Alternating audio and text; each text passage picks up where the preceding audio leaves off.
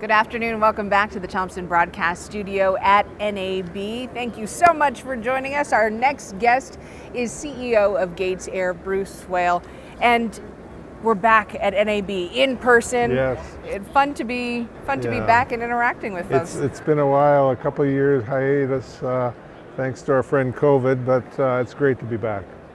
And this NAB in particular, we've seen a big announcement with Thomson's acquisition. Sure, that a few days ago we co-announced with Thomson the acquisition of GatesAir. GatesAir is a 100-year company in the industry. In broadcast, we're one of the first players in the broadcast industry, developing early radio technologies and now very advanced television technologies. And it was a very great opportunity to bring two companies, like-minded companies together, create some scale for the industry, and we're very complementary as it turns out. So it's a good fit for everyone. Awesome. And what does that mean for both advertisers and consumers, these two powerhouse companies joining forces? Well, it's good because we're both pure play companies in the space. We both wake up in the morning thinking about broadcast, and we go to bed at night thinking about it.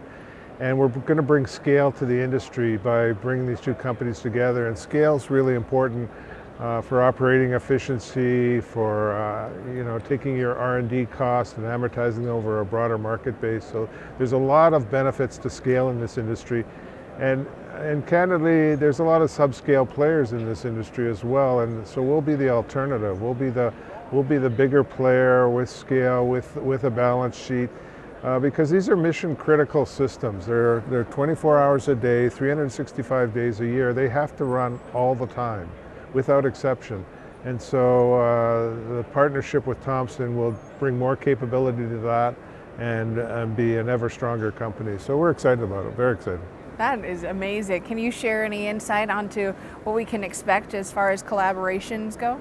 Yeah, we're very early in the discussion, so that story will unfold over the months and to come.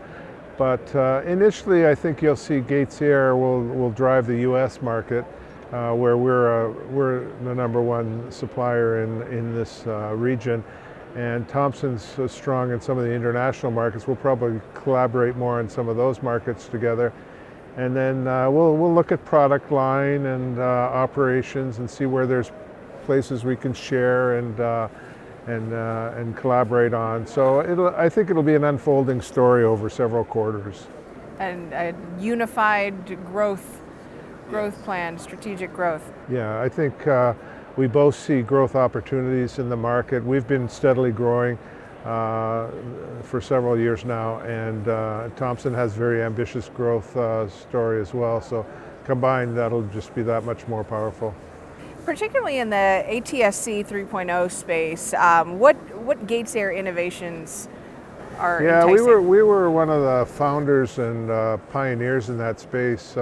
We had staff scientists and engineers that sat on a lot of the technical committees in the early days of ATSC 3.0. We had people that chaired some of the subcommittees. So we've been involved with ATSC 3.0 since its very concept. And we've also deployed a number of systems in trial markets and some now in early stage commercial deployments. So we're a leader in ATSC 3.0.